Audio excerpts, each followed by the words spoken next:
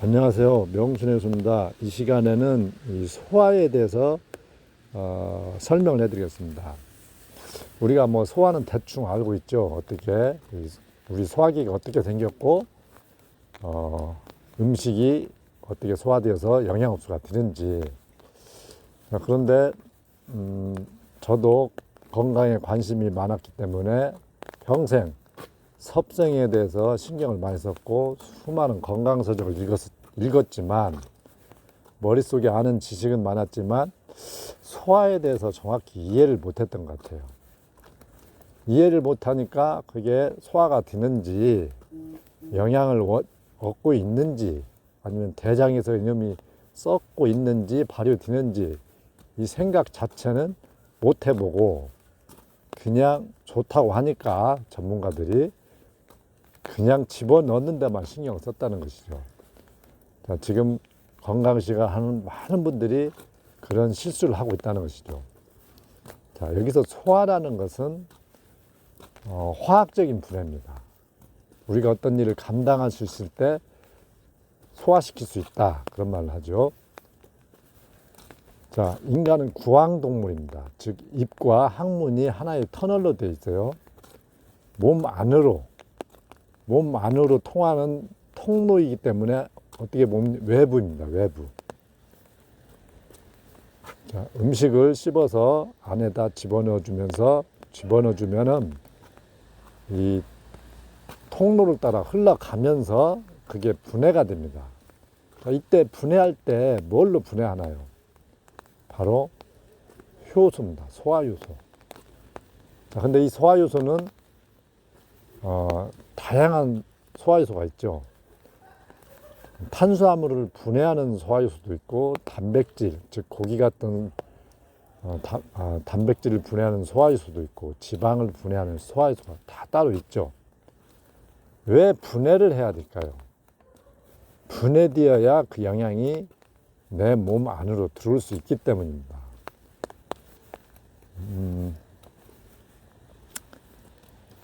자, 소화라는 것은 효소를 분비해서 화학적인 분해다. 자, 발효. 또 발효라는 게 있죠. 발효도 똑같은 작용이다. 미생물이 소화시키는 것이다. 자, 미생물은 에너지를 얻어서, 즉 영양을 얻어서 급격히 그 개체수를 늘려야 되죠. 이런 고등생명체와는 좀 틀리죠.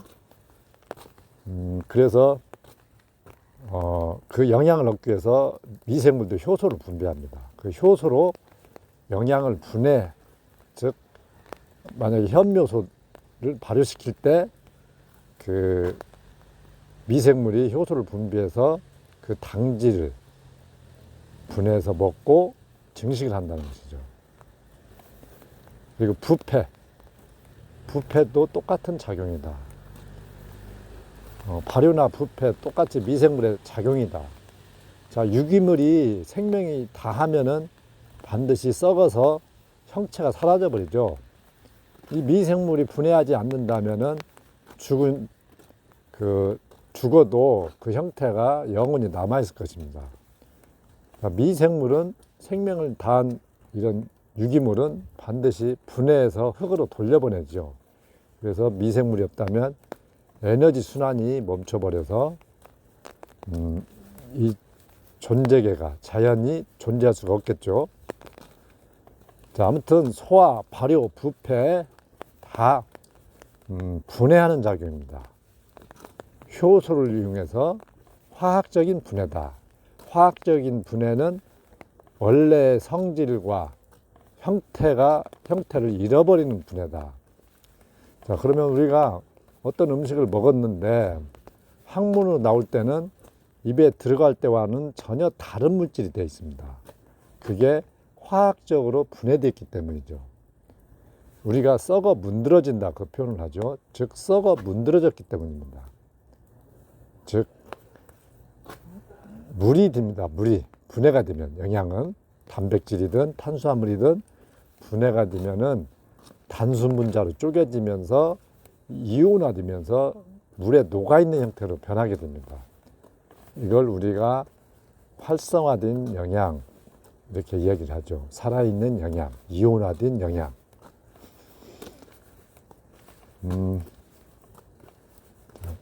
자, 우리가 그래서 이제 우리가 이제 똥분자가 있죠.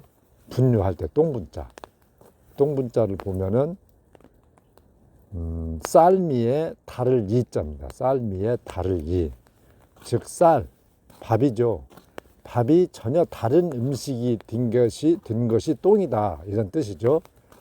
한자의 뜻이 오묘하죠. 쌀이 전혀 다른 것이 된 것이 똥이다. 그게 똥분자입니다. 자, 내가 쌀밥을 먹었어요. 그러면 쌀밥을 아무리 믹서기에 곱게 갈아놔도 그것은 여전히 밥 형태로 있는 겁니다. 그게 이제 물리적 인프레죠. 원래 성질이 그대로 남아있는 거죠. 즉, 쌀가루를 아무리 곱게 갈아도 여전히 쌀가루죠. 자, 그런데 똥에 나올 때는 전혀 다른 물질이 돼버리는 거죠. 그게 바로 이제 소화가 되었다, 이렇게 표현하죠. 자, 그런데 우리는 음식을 두 군데서 소화를 시킵니다. 그래서 똥이 안 보이는 것이에요. 두 군데는 어디냐? 바로 내 소화효소로 직접 소화를 시키는 것이고, 또 한 군데는 대장에서 미생물이 소화를 시킵니다. 앞전에 소화나 미생물의 발효나 똑같은 작용이라고 했죠. 자, 우리가 먹은 모든 음식은 내 소화효소로 쪼개거나 분해하거나 삭히거나 장내 미생물이 분해하거나 삭힙니다. 그래서 전혀 다른, 즉 형체가 사라져버린 전혀 다른 물질이 되어서 항문으로 나오는 것입니다. 그게 똥입니다.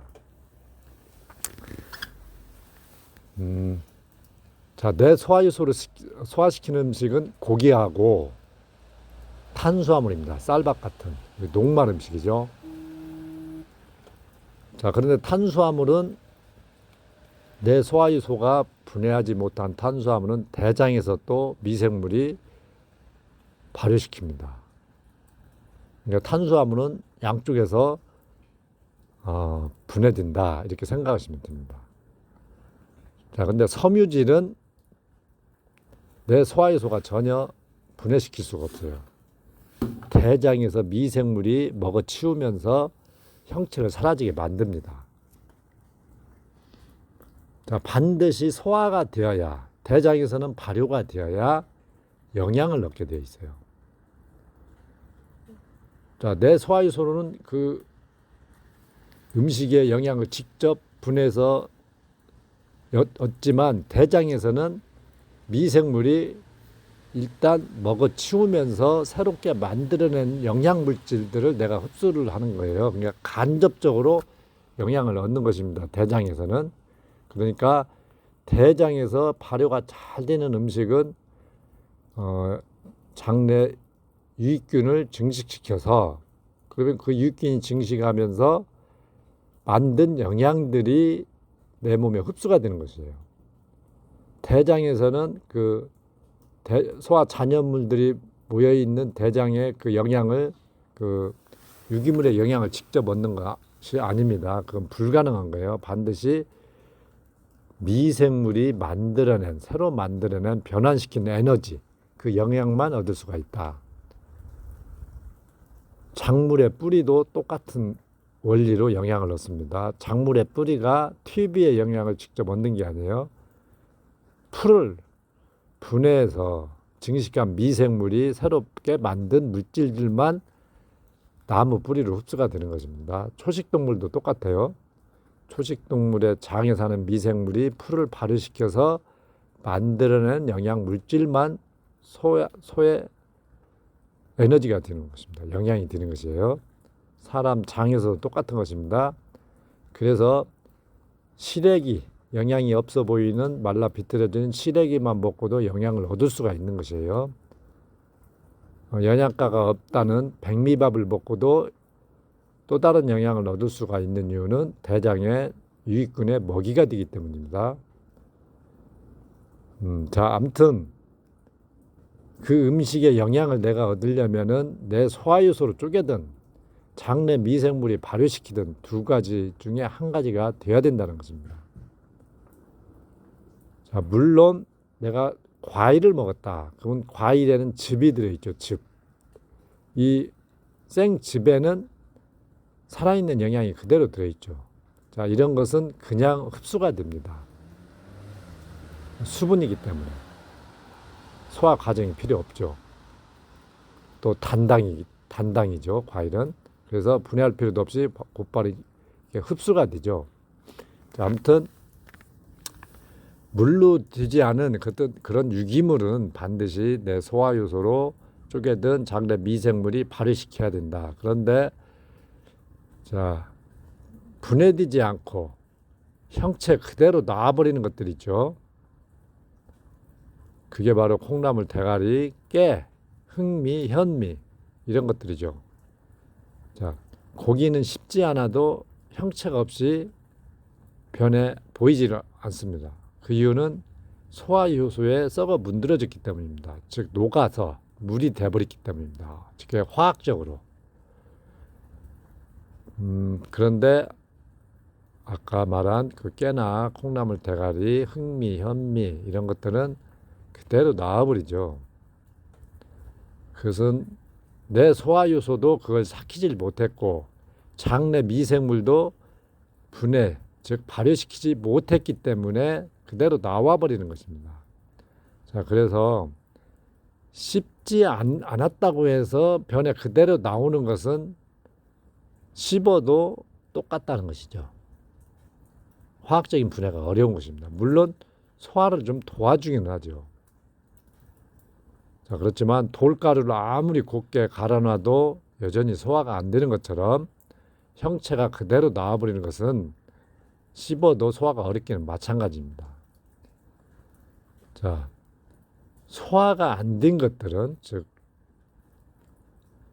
소화요소에 삭지 않거나 대장에서 미생물이 발효시키지 못한 것들은 반드시 부패를 일으킵니다. 자, 이 부패를 일으키면 부패균들이 증식하면서 독소를 내뿜어요. 그러면 이 독소들이 피 속으로 스며들어서 독소들도 물에 녹아있는 형태로 변해 있겠죠. 그 독소들이. 그래서 피 속으로 당연히 스며듭니다. 자, 그래서 대장에서 부패하는 식물들, 특히 견과류, 콩, 생잎사기, 녹즙, 쓴 즙 이런 것들을 먹으면은 굉장한 피곤함을 느끼는 이유입니다. 자, 내가